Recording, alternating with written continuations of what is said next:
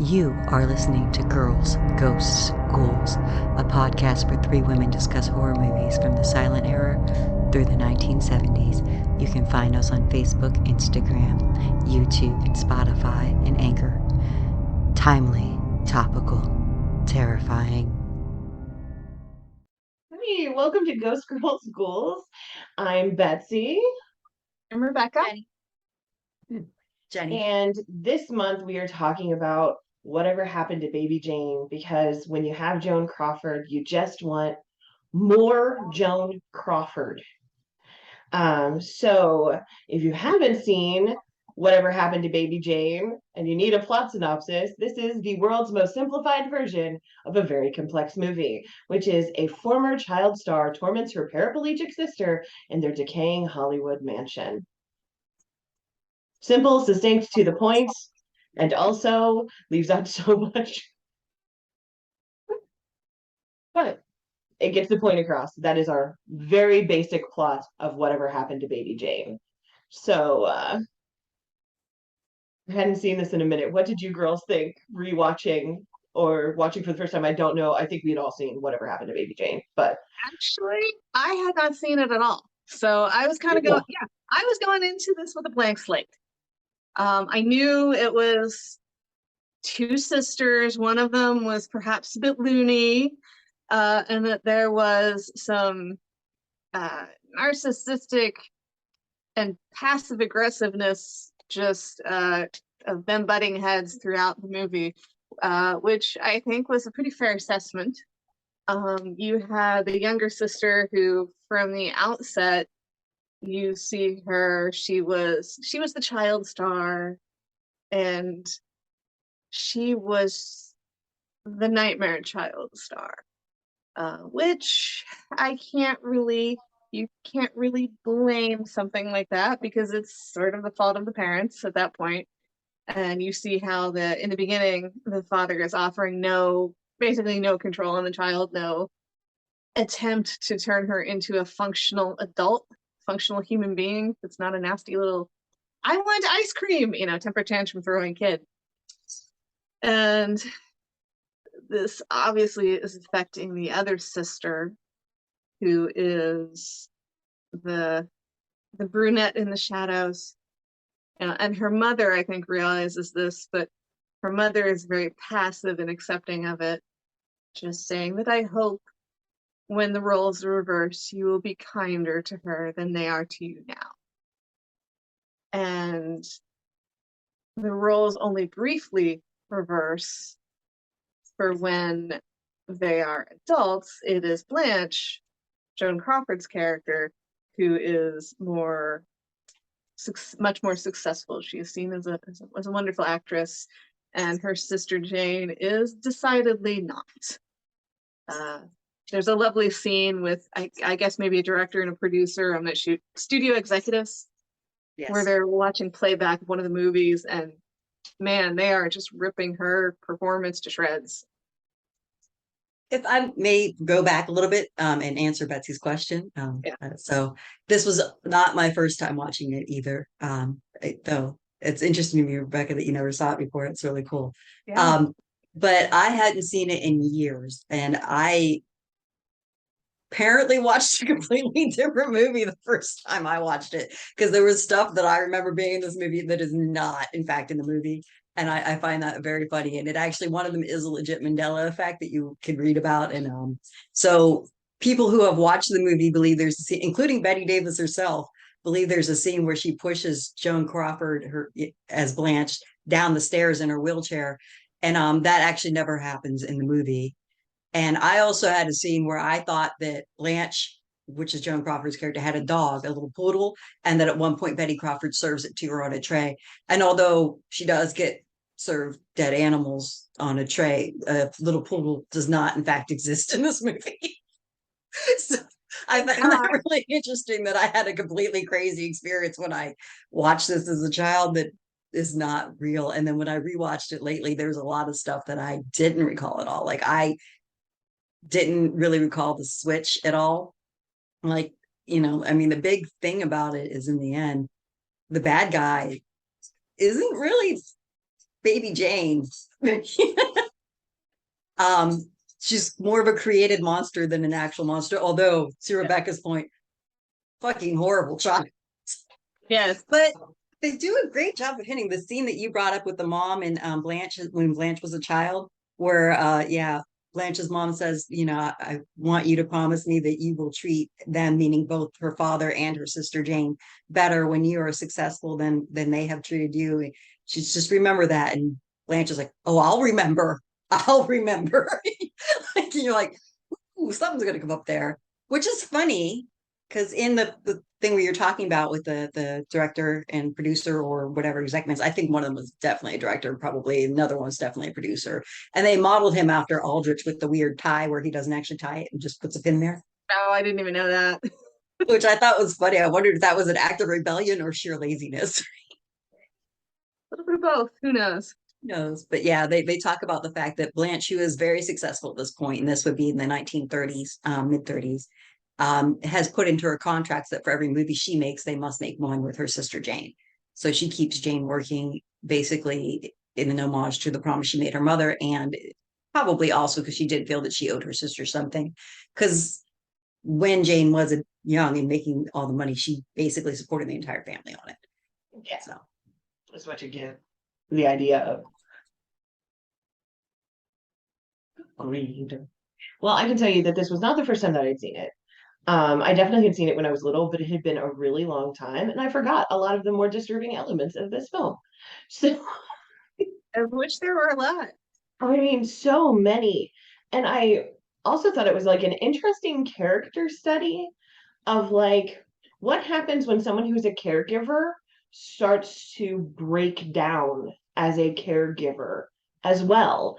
Because some of this, I mean, you think that it's like baby Jane being exceptionally cruel, but it's also kind of a woman like losing her mental faculties. Like there are moments when she is very much like, I am a 6-year-old girl as like a 70-year-old woman, and it's real creepy.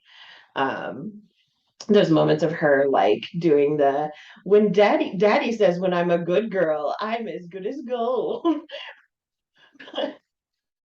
Those were like, wow. She seemed like seriously a 60-year-old pageant girl, and that was disturbing. I Like, think it's a good example of what maybe caregiver fatigue combined with genuine psychological issues. oh yeah, yeah. And the issue of, you know, she did carry guilt around for many years of thinking that she was the one that ran over her sister because her sister becomes paraplegic in some kind of car accident. You don't see who's driving, you don't see who gets hit, etc. So you don't really know. All we have to go on are what was said that was Jane drove the car that ran into her sister. and the setup, like the way they set Jane up and Blanche up, you believe because when they talk about Blanche in the 30s, she's supposed to be this kind, this wonderful person, and whenever they talk about Jane, they're talking about her being a drunk and lewd and everything negative that a woman could possibly be at Yeah. that point. So you, without being told even, and you see the scene and you're correct, they don't focus in on any of them. It's just the car. You could tell there's two women, there's a gate, then there's somebody shifting into gear and slamming the pedal, and your mind is already set to believe that it was Jane that drove that car into her sister. Yeah. Though they do leave hints, like you see the end, so you just see the gate, you don't see the body there, and you don't really see anybody in the driver's seat either, and you just hear maniacal laughter, somebody runs off. And yeah, so they let you make that assumption yourself, and you Which do I make think that is a assumption. good way to do it. Don't Absolutely. definitively say one thing or the other. Leave it up to the reader or watcher. Yeah. They do also let like the neighbor girl be like, she hit her sister. You know, like Oh, uh later tell you the story that it was supposed to have been Jane that did it, right. but in the actual But scene, in the it's not. actual scene, yeah, there's no revealing of who actually did this. There's nothing. It's really well shot and really interesting, which makes And it really genius how they did that with the plot because, yeah. because by the time you find out what's going on really, you're like, oh, Oh, oh, this Yeah, changes a lot of my feelings on this entire film. I feel like the whole film could be an example of, okay, look, this is why if you don't get along with your relatives or your family, it's okay to cut them off. Safer for you all, not just you. Yes, because if Blanche had just cut Jane off, everything would have been fine. Jane wouldn't have had her, well, maybe she's probably still would have had her alcohol issues because that's more than just environmental. There's a slight genetic component.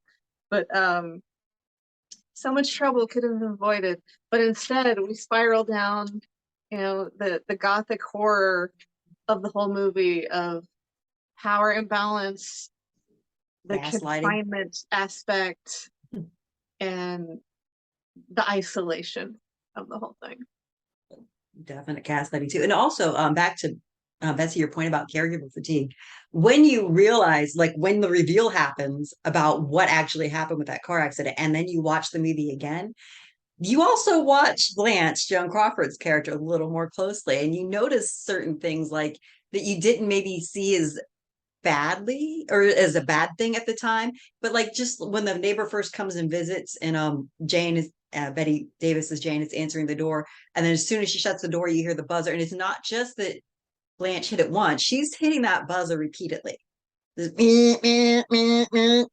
then you start thinking about this is what Jane hears like is this buzzer, and it's very insistent. You come up here now, or I'm going to irritate the shit out of you with this buzzer. And then when she comes upstairs, of course, there's Blanche, always very sweet. Oh, I didn't mean to make you bring my breakfast up right now. I just wanted to ask about the visitors. And the thing that also struck me is, in a way, Blanche made her own confinement worse. Now, they had money at this point. Well, Blanche had money at this point. So when this accident happened, they could have installed tons of features around this house that were available at this time, so that Blanche could have moved around a lot more on her own, even being confined to a wheelchair, and or bought a different house that was more mobile friendly. But none of that happened. So she basically, Blanche, like, confined herself to be stuck on that second floor because she didn't do anything like put in one of those nice little staircase chairs that could run electric down it, which was totally available in the 60s. Or even, like they show her in a moment of desperation later, being able to maneuver herself with her hands down the steps. She could have probably worked out something where she had crutches that could help her get down, physical therapy at that point. I mean, it was not unheard of in the 60s at all, especially when you think about polio outbreaks and stuff. So when you watch it after knowing what happened, you notice that Blanche made herself dependent on her sister. And I think it was because she wanted to keep punishing her. She was still mad and resentful of her sister. And I think that also is what allowed, and guilty. And so I think it was a combination. I think she felt guilty for having done this to her sister and wanting to punish her still, remembering all the times where her sister mocked her or made fun of her.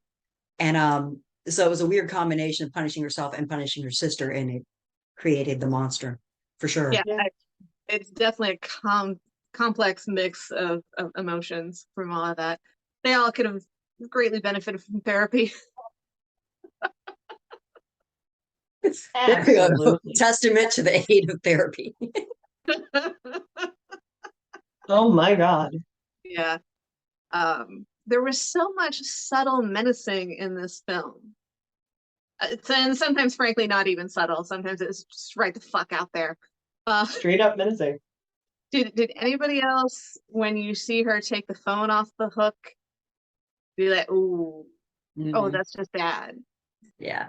So kids, if you don't know, at this point in time, when you had wired phones, if somebody took one extension off, that meant none of the phones in the house would work. They would ring as busy until you put all phones back on the hanger and they were all hung up so that you can use one. So it was very debilitating because she took the extension off downstairs and left it off the hook, is what we would call it. And that meant that Blanche up in her room could not use her phone unless she got herself downstairs and put it back on the hook and used that one downstairs. Yeah, I never thought we'd have to be specifying that. I think that some of our audience might be like, well, why is that a problem? Yeah. Which is another thing she could have solved, because, well, actually this time maybe not, because party lines were just coming out of use. So Yeah, like later on in life, like when you hit the 80s, you could actually have more than one extension in your house. Um, which yeah, it probably was not as readily available back in the 60s because they were literally so they also had a thing called party lines, which meant that not only in your home was it one line, but other people in around the neighborhood also had that same line. So you could pick up your phone and somebody from down the street's already having a conversation with somebody else, so you'd have to wait till they were done. So you could which did not seem to be the case in their home. They seem to have a dedicated line for their house, but I'm that guessing that has something to do with the wealth, and the fact that yes. they were fairly famous at some point or another. So I think that makes sense. But also, you know, there were probably other things that she could have done to make it so that she was more comfortable and not completely dependent upon her sister. But, you She know, was very, I think that's part of her. I feel like she had a passivity trained into her by her mother. I would And I agree. think maybe that's part of it. Yeah, they said like she was punishing herself and punishing her sister. It was just trading off which reasons. But yeah, absolutely. Absolutely. I mean, even to the fact that, like, really, her name was Elvira, the woman who came in to help several days a week, like their cleaning lady, basically, was even also being like, Blanche, it's not a good situation. You need to do something. And Blanche was like, You're right, I do. You're correct. I definitely do. And I'm like, that's an unusual situation to find yourself in, is for the help to be like, ma'am, we need to this is fix this, going too far. I did have the ma'am. thought at one point. I'm like, well, couldn't she have just sent Elvira to go, go meet with, such as, the doctor and saying, here's this problem, whatnot. However, then I checked myself. I was like, this was the early 60s. Would anybody have listened to that colored woman? Right. The hell? That's how they refer to her later in the movie, which was the common parlance at the time. And the first time I caught that line, I'm like, whoa, what? Oh, 1960s, 1960s. Yeah, the scary thought that was the polite way that they would refer to African American Yeah, people in the 60s as, the colored person. yeah. Colored person. Cringy. And well, also the whole fact that she died trying to save a white woman again, which Yeah. also a note, I just want you ladies to, if ever you come in a room and I am gagged for some reason and I go, oh, that means someone's behind you. So I'm going to assume that if that's the situation with you, if you're gagged and you make a, desperate noise, I'm going to assume someone's behind me as well. So just let's agree that that is the language we use when we can't speak. Yes. I, If I my think eyes are wide and I'm like making a crazy noise, even if I'm bound, turn around, please. yeah. And also Robin, don't leave weapons around for the crazy person. Just don't. I was cringing at that. I'm like, no, no, no, you keep it with you. She's obviously a Take care danger. with you. But yeah, I was mad about how Elvira met that she met her end at all and how she met it. And like they even just, Jane just dumped her on the side of a road somewhere. And yeah. Yeah. I actually really Ugh. liked the character for being just a minor side character. So Oh, I loved Elvira. That's why I was so yeah, mad about how she was. I mean, yeah. truly, she was obviously super compassionate. She was good at what she did. She didn't have to care that much about a woman who just paid her bills. She did not. And like, it sounded like she was literally ready to move in with Blanche to be a live-in healthcare worker for her if she could get out, which is wild. I That was the mean, plan. yeah. So that's basically send Jane off to somewhere where she could get the help she needed, like a sanitarium or an asylum, and then the two of them move in together and live out the rest of her days as healthily as possible with Elvira. And that's saying some that's some compassion coming from that character, that she didn't have to give this strange white woman. She didn't know her anything. Mhm. And So that's Yeah. then when the she dies, you're like, ow. yeah. And that's the really when all shit went to hell is because Jane was realizing what the fuck was going on and begins her campaign of isolating Blanche, basically taking away any way she can to communicate, the abuse, you know, with the parakeet and the rat for dinner, you know, etc. So, Or like the when vague Jane, threat that, oh, sure, you can eat that food, but it might make you feel a little sick. yeah, I forgot about that one. Yeah, that was a good one. Yeah, so it was funny too, because well, it shouldn't be funny, but you know, I have a macabre sense of humor. So No, there's definitely. Blanche not touching the food at all because, you know, Jane pretty much implied that could be poisoned at any time, you know. So she doesn't eat the dinner, she doesn't eat the dinner, she's starved. And of course, Jane comes in like, you didn't eat your dinner, takes a bite out of it, basically, yeah, it's fine. And then walks it away because she didn't eat it when she gave it to Yeah. her. And then when she finally gives her food again, I believe it was a dead rat from the cellar at that point. So she did not. Yeah. Basically, she just scared her away from all food at that point. Which in the end, it was kind of Blanche basically dying of malnutrition and starvation around that point too. That's kind of how she expired on the beach. I'm assuming she actually died on the beach. I'm not really sure. They don't make that clear, but it looks like with her last breath is when she confessed to Jane and then just, I but they think, I never mean, really show. Sorry? yeah, I'm not sure. I'd have to go back and check the end again. Because I'm not sure if they said, "Oh, she's dead," but They don't, but You don't. probably No, implied. they're like surrounding her, and then you well, can there's, hear Jane like dancing in the background. yeah, I was gonna say, I think But they're mostly surrounding Jane at that point. I don't even know if they found Blanche. there were two police I officers that find Okay. her, and they're Okay. checking her like for vitals and stuff, but they They don't say never whether or show. not she's alive. Yeah. It's So, So what do you guys think of wild. the when Jane is trying to work on her act, her act bringing it back? so creepy.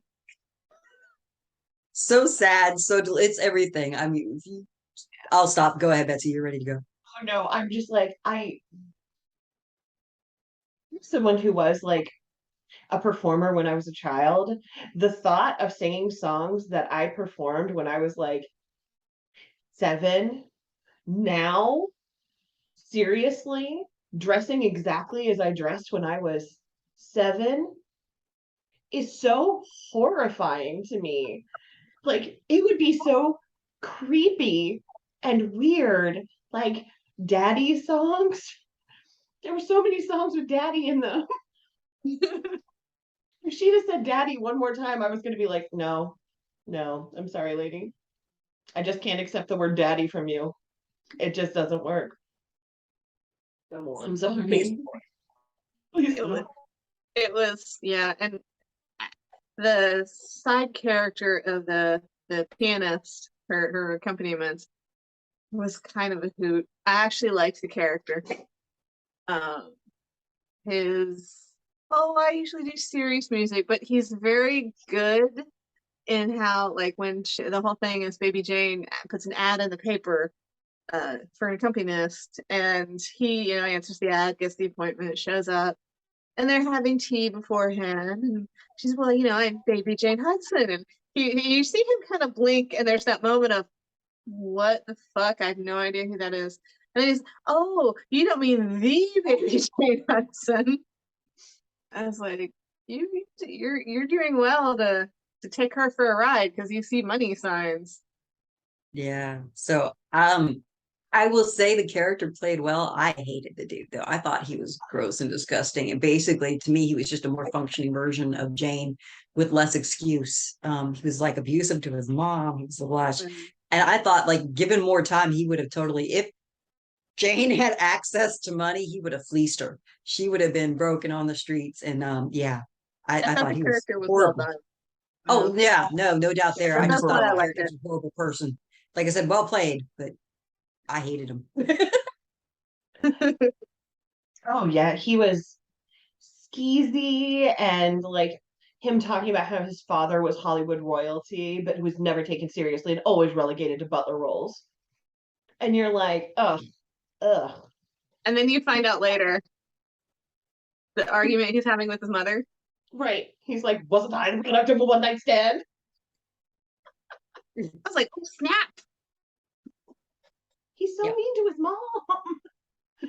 She treats him like a child, literally. Like she's obviously spoiled this kid rotten because she's like, here, I'll pretend to be your agent and call and or your secretary and call and make an appointment for you with the woman for the accompaniment job because you'd be so good at it. I also think she wanted him out the house. I definitely think she wanted him out of the house. I agree. But I he was a agree. man baby, and that was obviously clearly her fault. Then Definitely. again, that was like the 50s and 60s, so I think they all are kind of man babies. I Well, mean, I mean,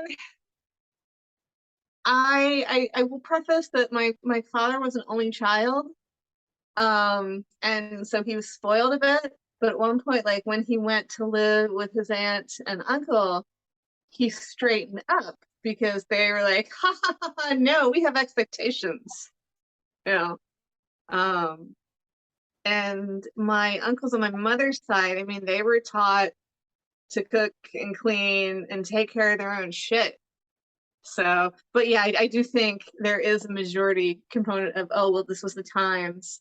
And their English, it seems like more that for the English, that seems to be more of a thing.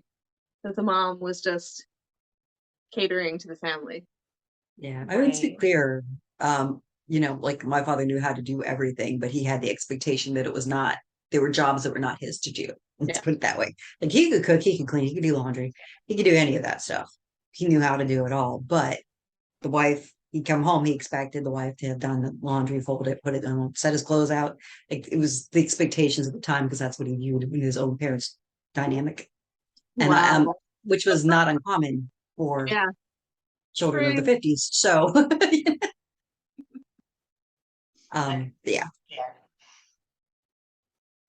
uh, He acted it really well. I just, I agree where it felt like it could have been the movie I Care a Lot with him being the person fleecing the old people out of their money if it had gone a little bit differently. Talk about a movie I care a lot. Don't watch that after this. I have not seen that one. Netflix, Don't. It's Okay. really hard to watch. Okay. especially if you live alone. Oh, Mm-hmm. all right. Never mind Or then. the old people you like. Yeah. But back on track. Also, but though technically on track because we are talking about caregivers, and that was kind of the theme of I care a lot. But yeah. So totally feel well. I just want to take a moment to talk about Bette Davis and her makeup, if you guys are okay with that. Um, Yes. Yes, we so haven't got that Bette yet. Davis created this look herself. this she's like, I just had a feeling that Jane Hudson would not be the type of person to wash her face at night. She would just take makeup over makeup over makeup. And the author had a view that it was basically he modeled what in his mind that he thought Jane Hudson looked like was basically a hooker on the boulevard that was, that in his mind looked like actresses that couldn't make it or had aged out, which says a lot about Hollywood and why it sucks. But yeah, and her daughter, who played the neighbor's daughter, actually, that was Bette Davis's daughter. When she first saw her mom in makeup, she went, "Mom, I think maybe you went a little too far." I'm paraphrasing, but it was along those lines. But an amazing look. And when the author of the book saw this, he was like, "Yes, that is Jane Hudson." Oh, perfect. I feel like too, it's a sign of the character's mental degrade over time. Is that insane makeup? And even today, you'll see people, you'll hear people refer to it casually because, like, my mom, she used to go out line dancing and whatnot. Well, she still does to a degree, but one of the times she says, "Yeah, there's this other lady that shows up that we call her Bette Davis because she's got the lipstick on and the bright rouge." So it's cultural icon now. Uh, her makeup in this movie. Oh yeah. It's so great. And I love how you can see her like tone it down a tiny bit when she goes to like the bank because she needs to be like taken seriously. Like Yeah, she I knows thought there's that times and too. places. Yeah, because she dressed a little nicer and she had like the hat on. And her makeup was when she did the heart though, which is a lot. But she she did tone down some of the rest of it. Like her lipstick was a little more on her mouth at that point. So it was really interesting to see, like, she was aware that she was a lot, and she knew kind of when to play it a little more until toward the end when it started to get really unhinged because she was losing it. But by that point, it was like lipstick. Yeah, I think by the time she murdered the housekeeper was when her mental state really just went all to shit. Because you see her on the stairs, what do I do? What do I do? Which I think is a normal reaction, I suppose, if you just off the housekeeper. It was funny to me because it's like you're right, but I also feel like, but she already at that point she'd already had tied up her sister. Yeah, yeah. Like it was That's like true. next lower next like so. But you're right because she went further to shit after she murdered. It's just like when we say that we're talking about extreme degrees of how far she gone. Like once she's starting to like really decay, like I don't even know. Like so she starts not feeding her sister basically or basically causing her sister to starve herself through her own gaslighting and fears, and then she gets that guy in there, her accompanist, puts the ad out and all that stuff. She's already like got a plan. She can imitate her sister's voice, which this is a big thing to be aware of because her sister will try to do something and then she'd call back whatever, the doctor or the grocery store or the liquor store and imitate her sister's voice and pretend to be her. An interesting point about that Bette Davis could not get her own inflections and sound to sound close enough to Joan Crawford. So they basically had Joan Crawford dub her voice over Bette Davis when Bette Davis is pretending to do her. So that's how they did that, which is why it sounds so spot on and looks so off at the same time. So, I was wondering about that. I was like, yeah. because I figured that they dubbed it, but then I'm like, well, but Bette Davis is an accomplished actress. It's like the switch between your normal voice and a customer service voice.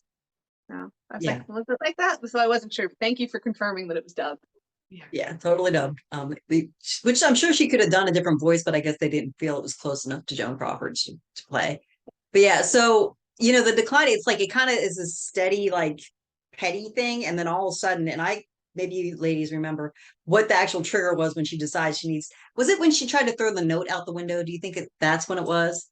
When Jane really starts losing it and starts binding her sister up and not letting her. I think that's highly likely that it's an accelerant of the situation. I think it was. Okay. Yeah, because just to be clear, sorry. She yeah. she writes a note and actually puts in this note to the neighbors, says, please don't tell my sister, call this doctor, I need help. And she throws it, barely makes it to the edge of her driveway. So it never makes it into the neighbor's yard. And of course, it was right when Jane comes back and finds the crumpled up note and the neighbor does not. So that was one of the million times where you're like, no, pick up the note, don't let her do that. There was a lot of moments where you wanted to find yourself yelling at the screen because one thing I will say, this is a little bit of a longer movie at 2 hours and change. I think it was like 2 hours 15 minutes, and it does take quite some time. I think it's within the last half hour when things really pick up. I think the maid is killed at like 1:45 mark ish, and before then it is just slow incident after incident of here's where the situation could have changed and she could have stopped maybe Jane's descent into madness and got herself into a better situation. Oh wait, that passed. Oh hey, look, here's an air. Oh, so go ahead. Yeah, and I was just gonna say there was a lot of that. You're like, oh, she could get away now. Oh, she could get away now, and they kept doing that the whole. That was like the whole trick of the movie. Yeah, you keep thinking that Blanche will be able to save herself and then just doesn't quite able to do it. But also, interestingly, she does try to change the course of Jane's insanity several times, where she tries to say, we need to talk about that night. But Jane just is. So when Jane finally gets picked up in the 30s after she allegedly hit her sister with the car, they find her one in a drunken haze in a hotel room with a guy, which was horribly scandalous for the 60s. Beware, just she wasn't married. He may have been. I don't remember if they clarified it, but she clearly was having sex with a man who she was not married to in a hotel in a drunken state, and that is just something you didn't do as a woman in the 60s or get caught doing as a woman in the 60s. Without that also tainting the view of things. So they told her that she hit her sister. She has no recall of doing this. They basically slam her into an insane asylum. There's no actual prosecution that happens because her sister's rich, Hollywood. They made it go away. They threw her in a sanitarium. Sanitariums are not great in the 60s, Actually, especially not for women. I think it would have been earlier because it's Sorry, in the 30s, you're right. This would have been the 30s yeah. for I that. was gonna say Absolutely that correct. yeah. Thank you. It's Yeah. even more not So in the surprising that they 30s, made that the studio made the whole thing disappear because they had an iron control over the public image, public reception of the whole Hollywood movie life system thing. so yeah, she gets locked away, and like they mention it, like she doesn't go into detail, but she says enough that about how they treated her, and they kept insisting that she did this, and she didn't remember it. She didn't remember it, but they told her she did it, and if she said she didn't do it, they punished her basically. So they gaslight and tortured into believing that she hit her sister with a car, which is a memory she never had because spoiler, she actually didn't. So yeah, and Blanche, when she sees how degraded and how it's really gone bad, she keeps trying to tell Jane that it wasn't her, but Jane won't let her finish her sentence because Jane's sure she's going to keep telling her that you did this to me, please stop torturing me. What she's trying to say comes out in the very, very end, which may have been her last words ever. Right. You kind of assume that she actually died because she straight up says, I am dying and you will be alone. Yeah. Worst timing ever to tell a family secret, I suppose. But like I said, she tried earlier. She did. She was so trying, and it just was not working out because she'd cracked. Just little by little, Jane couldn't handle anymore. She was very broken. She is a very broken character. Like, there's she was damaged to start with. I think that's like, if you think about like the Disney kids, like how you hear about like the kids that got brought into the Disney camp like super early and then they come out like broken and kind of impossible adults because they don't know how to be an adult because they've had to be Disneyfied their whole life. Baby Jane is like the first of those, if you think about it, because she was a child who had to support her own family. She was a child who was dependent on like that. And then when she became an adult, she was like an adult child. Like she just is. Like she comes across as like she never grew up ever. She's still baby Jane in her head, even though she was trying to make adult films, even though she was trying to do all these things. And I think some of it was probably the time in the asylum that like degraded her brain a little bit. But I think some of it was just that when you grow up like that, when you grow up in the spotlight, when you grow up being the baby Jane, how do you ever get out from under that? Like, it's really hard to be a person later, like, and not have that fame on you, even though that's what you grew up with. You grew up believing you were special. And then when you're an adult, you're told you're not anymore. And that is hard. Well, and the pressure to perform. So even to take away from the spoiling, but like her whole life now, she's not being socialized like a normal child. They're not sending her to the schools like with everybody else at this point in time. Child labor laws. I mean, that was like what the late teens, early 20s, Yeah, 1917 was the opening date. I mean, yeah, school was not mandatory. Labor laws were very new for children, if there were any yet. I don't really remember when they went into effect. So, they probably worked her 24/7 very hard. She probably was practicing all the time, singing all the time, dancing all the time. They probably had a very rigorous schedule. So it's very one-sided view. So you see her perform, you see her dad kind of, cuss at her and like ignore his wife and his other daughter. And then you see her throw a tantrum about wanting ice cream and him having no way of dealing with it because, clearly he's not going to beat her in public or at all because you don't beat the golden goose. And you should not beat your children. Yeah. We're Gen X. We don't think about it the same way because we were generally just children, or early millennial, either way.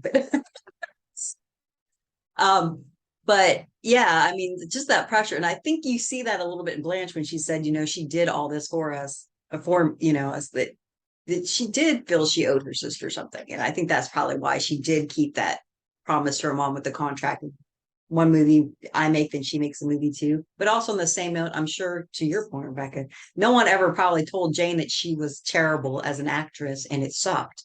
She probably just thought that like the illusion in her mind that her sister was holding her back, in her acting. That it wasn't that she wasn't good at it because she's baby Jane Hudson. So of course she's good at it, right? She's the star. It's her sister that they're just holding her back and not letting her movies be promoted the way they should, or when apparently they were trash. So, One thing you said, Betsy, about that she's very much like a child adult. You can kind of see that when the interaction with her and Elvira, when Elvira's like, "You're gonna open that door," because Elvira was being very authoritative, very in charge, and you kind of saw Jane fold in on herself a little bit. And I almost wonder that if Elvira had kept up that front specifically toward Jane, maybe more throughout the film, if she'd have been able to change the outcome. Well, Yeah, because she got very petulant.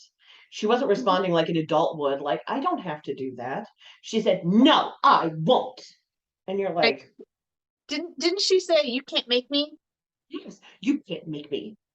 Like, you're being a child. You are acting like a child. And that wasn't the first time, because then later when the accompanist, whose name, I'll be honest, has completely defeated me. Edwin? Edwin? something like that. When he leaves, she says, he doesn't like me anymore. Yeah. And that's a very childish thing to say. Right. He says he doesn't like me anymore. And then she says he's gonna tell. He doesn't say he's going to the police. She says he's going to tell on me. Yeah. And that's like, She's a again, child. another kid phrase. Yeah, she's the more the film goes, the more backwards she regresses. Yes. It was a definite regression to her childhood for sure. Oh yeah. And it's Uh-huh. creepy. Especially Well, there at at one the point end. she has the doll singing to her. You know what I mean? Like Yeah. creepy dolls, by the way. Very creepy dolls. Creepy dolls. If people have them, those are cursed objects. That's all I'm saying. Which they actually did give them out. Like, I think as part of the promotion for the movie, they put like, lucky envelopes under certain seats. And if you had the lucky envelope with a thing in it, you got a baby Jane doll from the movie. Oh And my God, I want one so bad now. Oh, I do indulge at the same time. I mean, it's cursed. Jenny, And you also, need I one want and just set it up so it's watching your neighbor. What? Oh, I don't need to create my own baby Jane. Thank you. She's bad enough on her own. True. But yeah. But yeah, definitely regressed further and further. Well, to the point by the time she's, hauled her sister out to the beach and left her to rot in the sun, she's like, ice cream. in that moment when everybody's around her and she's like, oh, it's my public. And she starts to dance and sing. I'm like, oh girl, you're gone. Wow. Well, I think you hear one of the crowd being like, "Is that some kind of nut job?" or something like that. Yeah. I don't At this point, exactly. nobody knows who baby Jane Hudson is anyway. Like nobody. Like, Nope. No. it's been like 50 years. So like we have no idea who you are. Your fame is gone. Yeah, vaudeville, I think, was done by the early 20s. Oh, absolutely. And since she had a failed film career, nobody's going to remember a girl with a failed film career. They're not going to remember the sister of Blanche Hudson, who has like what was the essential of like being one of the featured artists on like TMC, where they were showing her movies all the time, or TCM. They're not going to remember her. Also, we would be remiss if we didn't say that this was the beginning of an entire genre of film. Yes. The hagsploitation or psychobiddy films. Biddies. Love those terms. Love it so much. Psychopathy and hagsploitation. Those are going to be like my two favorite words for a while now. I love it. I mean, it just gives me something to aspire to. Like someday I want to be a psycho biddy. That's it. We're on our way. Just not the kind that lives behind me, but not that, but my actual behind me labor. Yeah. I want to be a completely different kind of psycho Biddy.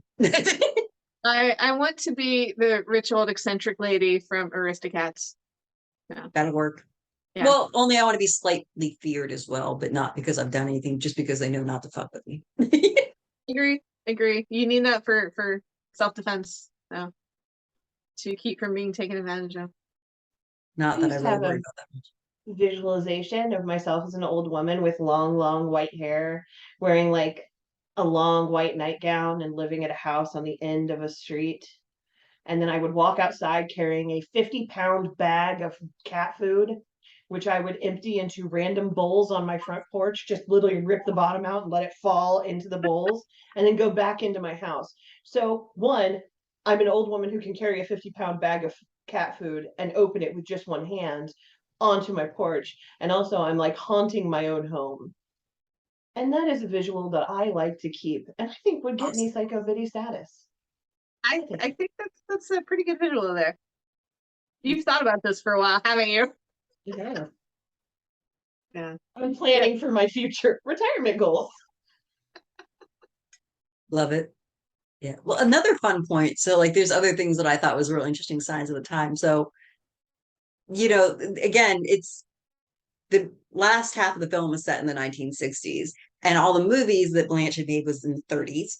And they have that scene, like when you first start coming to modern day, where the neighbors are watching one of her movies on TV.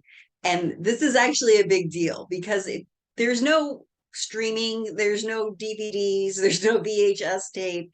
They might probably have released maybe them a couple of times in the theater. So, but mostly what happens is you saw the movie when it was released, and then you didn't see it again unless it was going to be part of a festival or a retrospective, which from the 30s to the 60s, I don't know how often that would have happened. So when her movies started being shown on TV again, this is a resurgence. So, and then which leads up to the whole where she's getting fan mail from the TV station and stuff. And that's why she's getting so much fan mail and why the mom is so excited about it, because she hadn't seen it since it'd been in the theater, and this is now a way where she can see these movies again. And this is now going to, it actually could have done a lot. Like, I'm sure she could have gotten more money and done commercials and stuff, like had things not going down.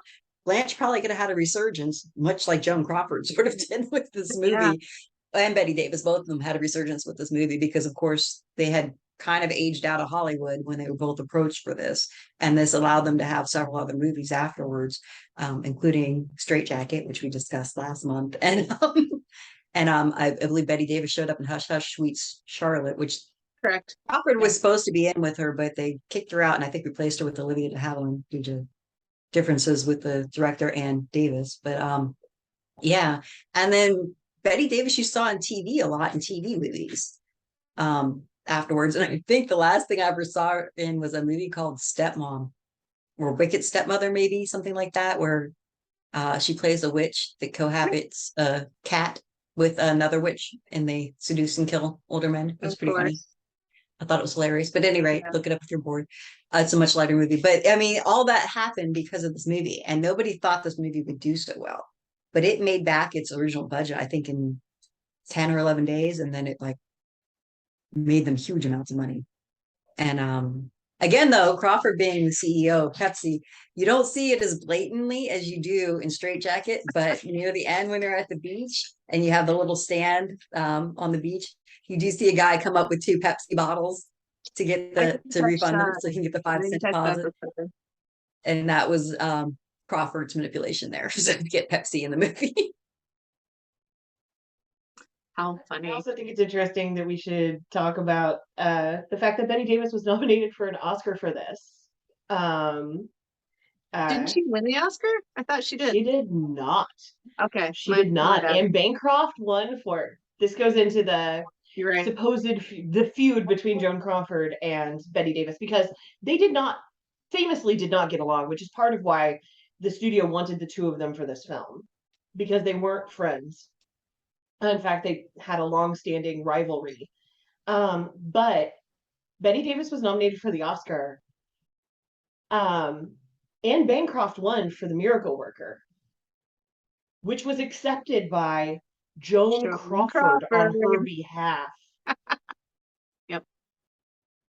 she offered to accept it for Anne Bancroft when she won over Bette Davis because she wanted to go and accept the Oscar.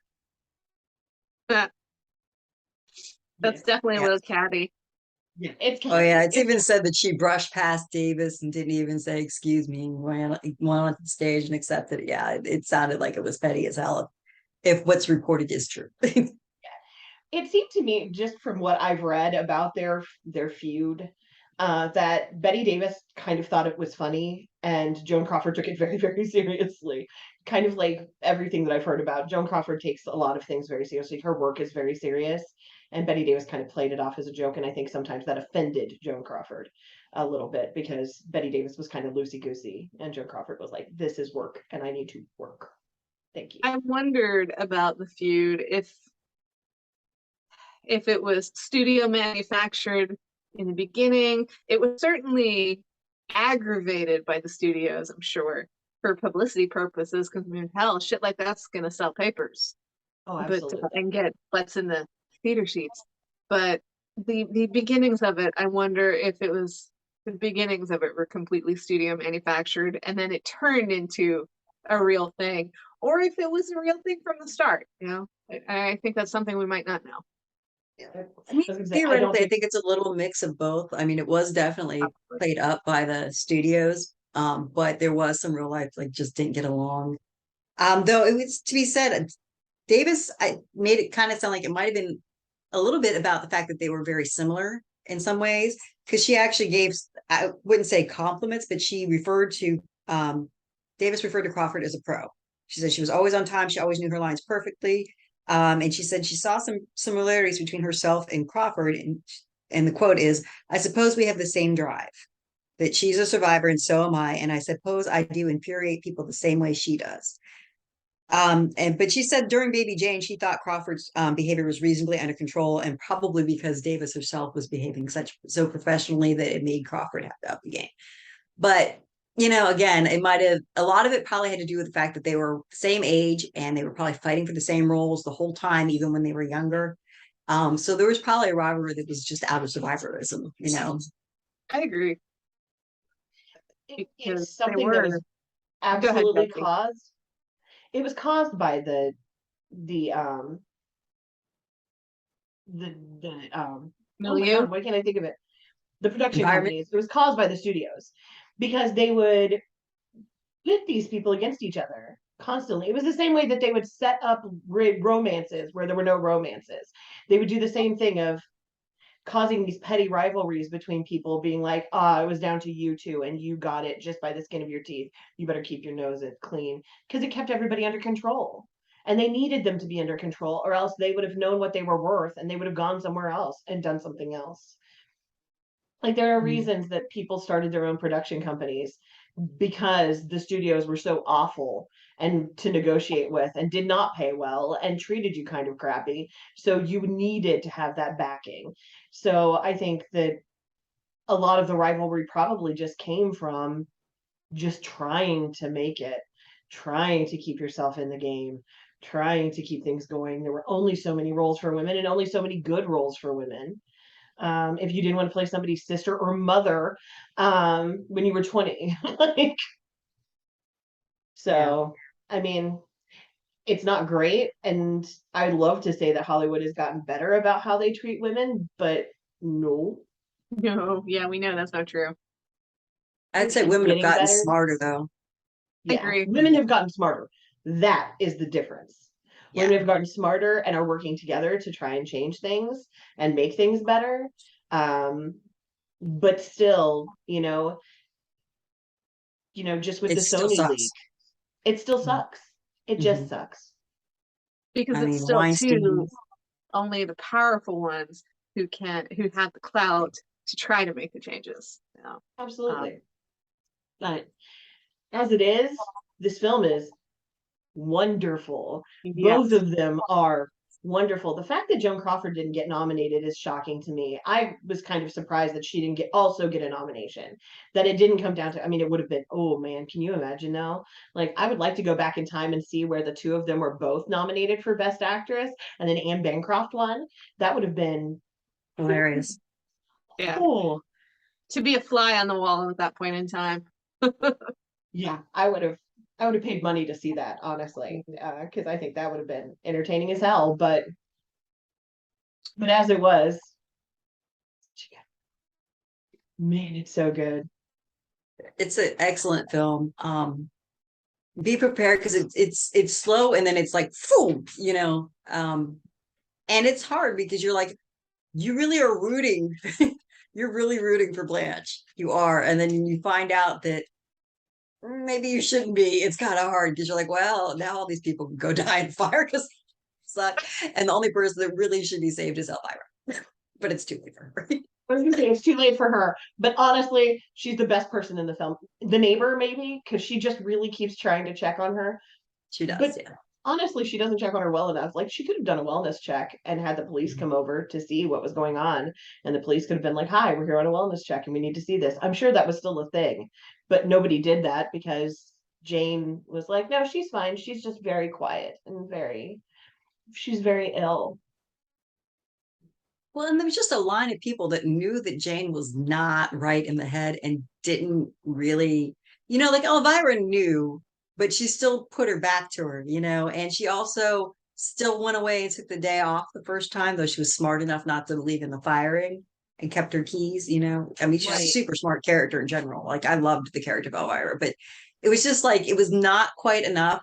And you wonder if it's just they didn't push it further because they just worried about intruding too much, maybe, or they thought if they pushed further, it might set her off. But it was just like make it worse. A string of errors where it's like so much could have stopped this before it went to that level of death. Yeah. Ruined 3 lives, well, killed 1, killed 2. And Jane's not recovering this. They're sending her back to the asylum for sure. And she's not going to fare much better in the 60s than she would have in the 30s for sure. And this time there's nobody who's going to protect her from criminal charges. Absolutely not for a double murder. Right. And even if it wasn't that severe, like the studio has no game now. They're not going to. Blanche is dead. She hasn't made movies for 30 years. Nobody cares about Jane Hudson anyway. So, yep. Studio's not going she's to say anything. They don't have enough money that they're protected by it. So there's no way it's going to end well for anybody. And I think at some point, don't they even say that Jane wouldn't be getting the money even if Blanche died? Like, I think Blanche has a moment where she says that to Jane, so Jane knows that killing her is not going to help her. But I might be Blanche wrong. does say that. Although I wonder, though from Jane's reaction, I wonder if she had planned on just keeping the death secret and being like, I'll just imitate you on the phone and imitate your signature and it'll be fine. And she wasn't worried about it. I do think that was the original plan until she killed Elvira for sure. Well, I don't even know if she intended for her sister to die. I think she meant to just keep her tied up and didn't realize that starving her was killing her. But yeah, I think so. It's true. I didn't really get the feeling that she was going to kill Blanche, but I don't think she thought it through well enough. I don't think that she really thought like, oh, if I don't feed her and I keep her tied up, she will die. Yeah, she clearly didn't realize she was killing her in the end at all. Like, then they were just at a beach having fun. Yeah. In Jane's mind, like by that point, she's got nothing. Let me get you some ice cream as you slowly die on the beach. It's fine. Yeah. But, you will live. Let me get you ice cream. But it's really sad because the moment where Blanche finally tells her that she was not the bad person that tried to run her over, that in fact that it was Blanche trying to run Jane over because she was so mad at her for making fun of her. Yeah. And that's just, dude, don't repress it that long. Get your anger out any safer more before you hit the level where you're going to run your sister over with the car and then end up paralyzing yourself. It's just not a good thing to do.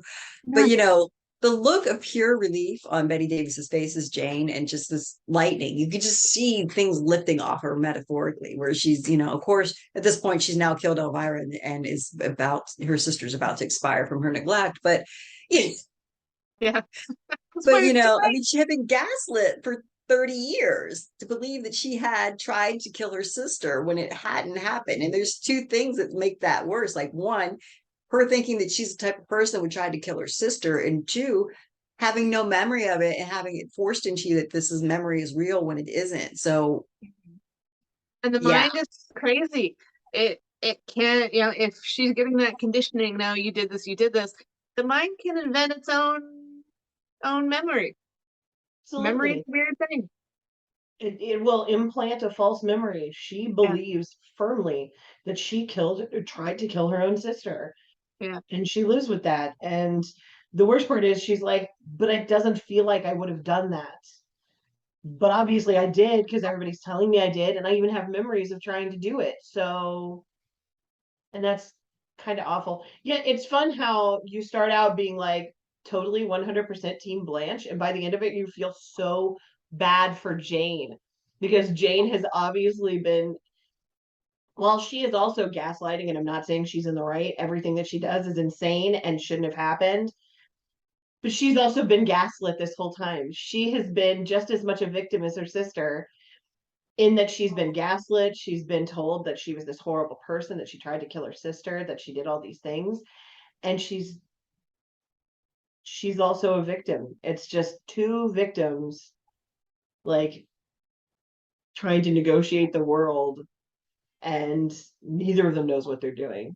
Let's I just be feel like they're honest. feel like they're both were set up for failure. Yeah. I mean, Well, it's truly. interesting too because they victimized themselves Yeah. initially. I Yeah. mean, Because I feel sorry for both of them. But I mean, Blanche, I'm not saying that Blanche deserved what she got. She did not, in any way, shape, or form, deserve um, to die, starve to death because of this. But also, Jane didn't deserve to be, basically thrown burdened into an with taking asylum care and of her tortured. sister. Yeah, Yeah. it's a wild thing. Neither of those women should have been left alone in that house. Who did that? Like, That, I mean, that's like the worst part of it. Like that doctor should have done a wellness check on him at least probably a couple times a month, if not like once a week. Like they knew that Jane was not right in the head. Elvira only came by, I think it was like twice a week or something, oh my god, and back to your point, like yes, you're right, Rebecca. Like if Elvira had just walked to the doctor's office and said to a doctor, you need to do this, they probably would have dismissed her, maybe. But if that doctor was on track and she had said, look, things are kind of weird, Jane saying that I can have days off when Blanche hasn't said anything, they're firing me. Like it should have got the doctor to show up and be like, yeah, that seems a little weird if you're not hearing it straight from Blanche and Jane's telling you, because I know the doctor had the background on Jane to some degree because they make that clear in the conversations between Blanche and Elvira that the doctor knew that whom. And I also, what isn't clear is how long was Blanche, or not Blanche, I'm sorry, how long was Jane out of the asylum at this point? Like, is this, how long did they keep her there for right. the 30s? Like, was it 10 years, 5 years, 2 years, 25 years? Did she just get I out 5 years ago? I Like, have the feeling that she had been out for some time. I got the same feeling, but they never specify. And who took care of Blanche when Jane was in the asylum? Do we know that? Like, I mean, assuming Elvira, and that's why they had developed such a close relationship. But you don't know I at mean, all. there's so many questions that I have because also like this woman is a paraplegic. Where are her doctors? Because you would think that there was someone coming by also to check on her. Because if you are a paraplegic and there is no chance of you walking, which apparently is what this was, shouldn't there be someone coming in to make sure like you don't have bed sores, you don't have any ailments that happen from being, seated a long period of time? You would think she was checked on as well. And she's never checked on by her medical staff either. Mhm. And so, I mean, even if they couldn't get Jane's doctor in, why couldn't they get her doctor in? Well, it was her Blanche's doctor the doctor. whole time, I think she was trying to call. It wasn't Jane's doctor. Right. I believe So the doctor they kept referring to was Blanche's doctor. But yeah, he should have been there. even if all you say is, look, I'm having a really hard time, I don't feel well, he should come in. Like, you're a paraplegic. I don't, there's so many things about this that I don't understand. And maybe she just cried wolf too many times. Is that what it is? But we don't know that. They don't tell us that. There's a lot of unanswered questions in this film that I feel like need to be answered. Well, there is the whole thing where, like, you do see the one time where she makes her way down the stairs and is able to call her doctor. And then unfortunately, that's when her sister comes in the door and catches her in the act and then calls the doctor back and imitates her voice. So one wonders how many times appointments This might have been happened. canceled that way that were supposed to happen. Like there's that possibility, like that the doctor was supposed to be coming to check on her, and then Jane would call and pretend to be Blanche and say, "Oh, well, not today," or reschedule, or "I feel fine. We don't need to do it this week." Like any of that could have happened, but you're right. They don't really establish any kind of why is this doctor so absent from Blanche's life? Like why? Why are they not doing, exercises to make sure her muscles don't atrophy? Why, again, bed sores, like you pointed out, like was Elvira also supposed to be a home health aide, or was she just a caretaker housekeeper? Because it's not clear at all. It's just not specified. It's not specified. I mean, obviously, she must have some kind of a caretaking because she was willing to take this on, but it's just not specified what happened. Or, there's a long period of time where it's like any number of things could have happened in that long period of time that made it so that this was worse, or this was, we're seeing you know, this is a obvious ramping up of whatever has been happening throughout this time, you know, but we don't Yeah, and I know. would say the only one who was close to being on top of it was Elvira, because that's the whole conversation she has. Your sister's getting worse again, is how she phrases it. So you also Mhm. wonder how many times possibly Jane had been in and out of the asylum. Um, I mean, it's another thing that you're really not clear on, but it's obviously she had been doing better at one point. Now Elvira has taken note that it's gotten Mhm. Yeah, getting bad again, because I think, including well, the maybe, alcoholism. yeah, Sorry. I think Elvira being an outside viewpoint is able to see, because if she's only there a few days a week, she's going to see more abrupt changes than somebody who's there every single day. So Absolutely. she has the ability to see it. Other people might necessarily, her sister Blanche necessarily might not. And how much is Blanche willfully, you know, you always Not convince yourself it's not that bad. well, that's an excellent point, because that even gets brought up too, where Elvira mentions to Blanche, she's drinking again. And then, first Blanche looks as if, really? And then Elvira's like, and then Blanche is like, well, it's not like she's that bad with it. I just let her drink. So And then you get the scene of her sorting through like 1,000 empty bottles in the cabinet. I was try to like, find them. I went, why is she keeping all those empty bottles? And I was like, oh, if she leaves them up there, they're not in the trash, so nobody knows that she emptied them. I got it. All right, hold on. I know how Yeah. to cover up alcoholism. Hold on. It's fine. I figured it out. Well, and then her order to the shop, what was it, like 6 bottles of gin and something else, like three Six bottles of bottles, whiskey or something? 6 bottles of scotch, 2 bottles of gin. That's what it was. Okay. I'm like, is she ordering for a day, a week, the month? What's happening? Yeah, we need to know the time scale of this. How fast is she going through that? Which also goes to the point that her sister tried to, like, block her off there by saying that, don't take any more grocery orders from my sister. But then again, Jane comes in with a fake Blanche voice, which that's another thing that bothers me at Blanche. She knew that Jane could do this. She knew Yeah. it.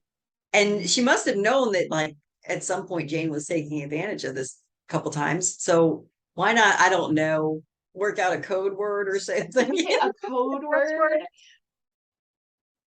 Like, No, unless I nothing. say the word pistachio, it's not me on the damn phone. So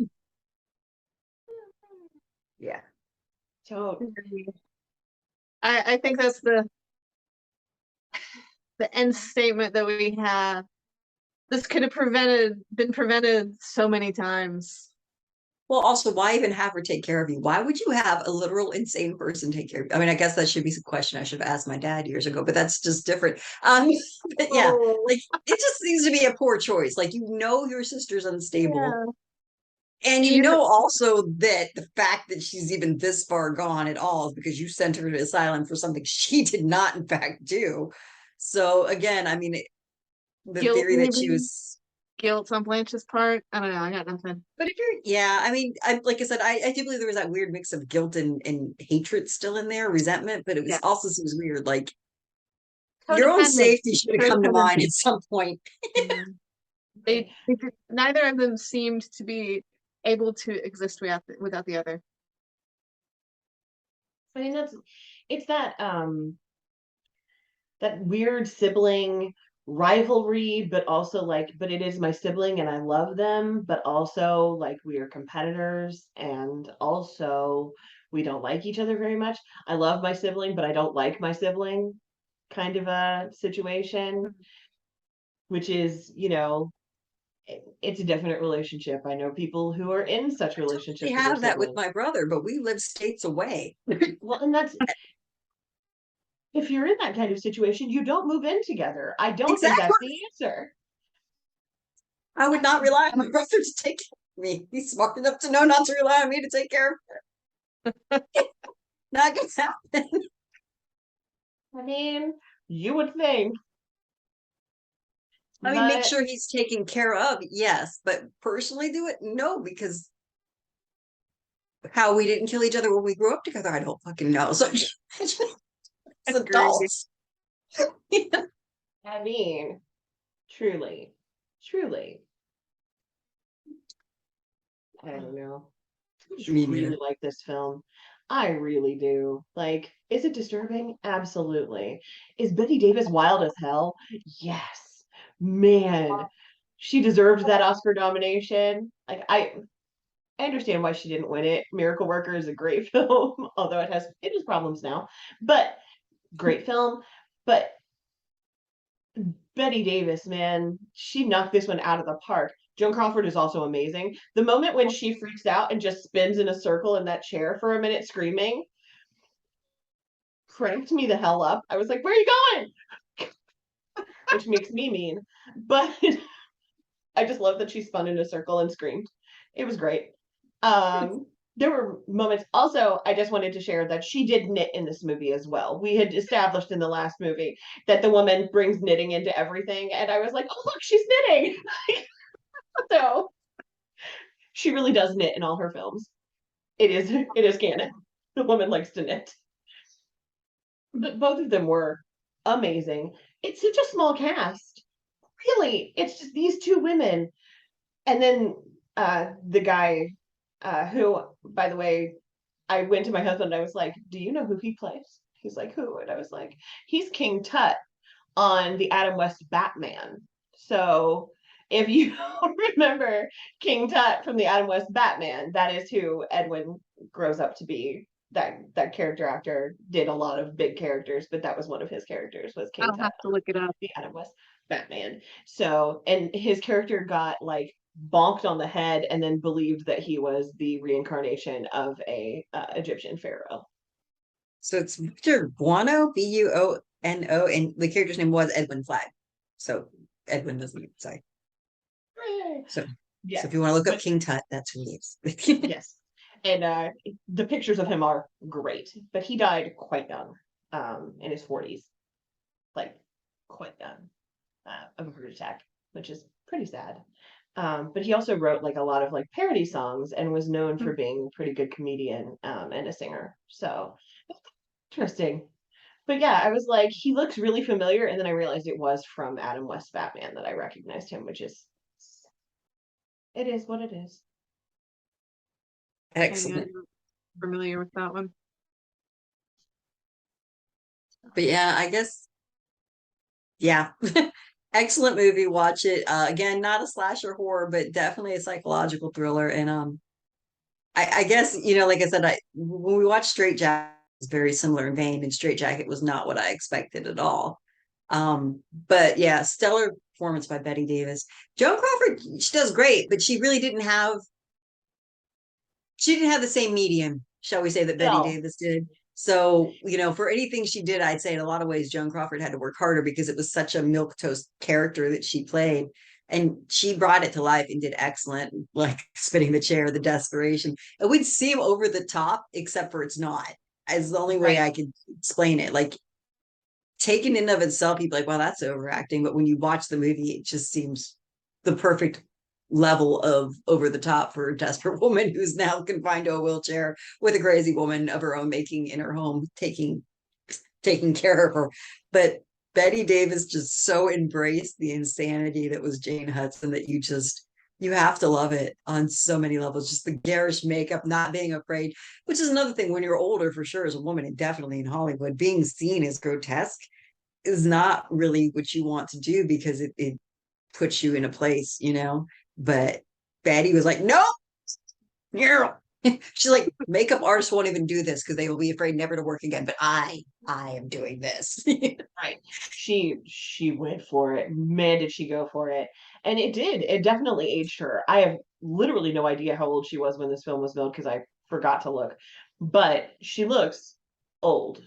Like, and I don't think she was nearly as old as she looks in this film because she had that caked on makeup. Like that doesn't look good on anybody. And just, oh man, did she knock it out of the park. She was in her late 50s, I believe. The movie was 62 and she was born in 1908. Yeah. So she looks far older than that. Yeah, she looks like she's 78 years old. Yeah. Far Overall, older. yeah. Overall, I thought it was a really well done film. If you have anxiety, it can be a little difficult at times because you're like, oh my God, she's gonna get wet now. Oh, they're gonna get wet now. But it's if you're wanting a psychological thriller in this vein, yeah, this is a pretty good one. Good one. It has just enough camp that you can kind of escape for moments because there are moments when Betty Davis is just Betty Davis and the shit out of it, and Yeah, it's good. It's just good. Yeah, thank God they do give you comic relief somewhere in there because otherwise you would just be like, can't anymore. you need the breaks Heavy and the stuff. tension. It is some heavy stuff. Let's be honest. Like if they hadn't broken it up a little, we would. Ooh, this would be truly one of the darkest movies ever made. Oh, another random interesting fact about Betty Davis. She's the one who campaigned to keep it in black and white and not go to color because she thought, I think the quote was something along the lines of it would make a sad movie look pretty or just make a pretty movie out of a sad topic, something along those lines. And so she was the one that like actively campaigned, keep this black and white. And again, just genius. I was gonna say, I think it needed it too, because it is it made it feel more gothic and more like noir almost, like where you're watching in like the shadows and not knowing. I don't need to know that her lipstick is bright red. I know it's bright red. Like I'm aware. I can see that on her face. She's wearing bright fribbin' red lipstick. You don't have to show it to me. But I think it's garish makeup. You don't need to see it to know that it's garish. You know what she looks like. Like I can see it in my head in full color with seeing it in black and white. I know exactly what she looks like.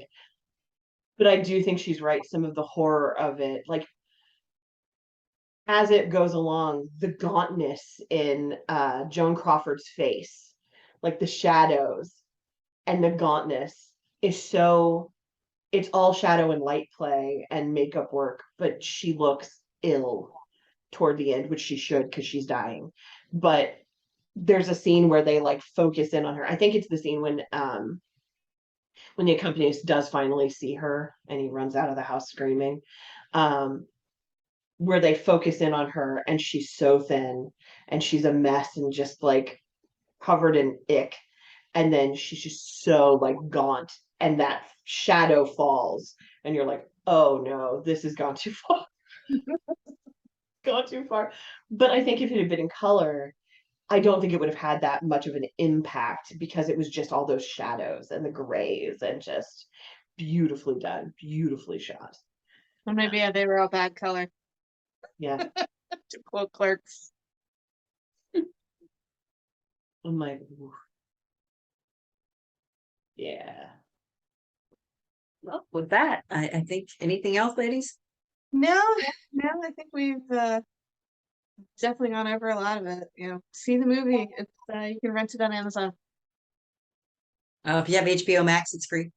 I was gonna say it's on TCM on HBO Max. So if you have that, You can just watch it. It's in a Criterion collection, so go to it and do the thing. It's a fabulous film. This has been Girls Go to Schools. I'm Jenny. And Rebecca. And Betsy. Bye. You have been listening to the Girls Go Schools podcast. You can follow us on Facebook or Instagram at Girls Go Schools Podcast, on Twitter at Girls Ghost Pod. Like and subscribe to our YouTube channel, Girls Go Schools Podcast, and find our podcast on your favorite podcatcher.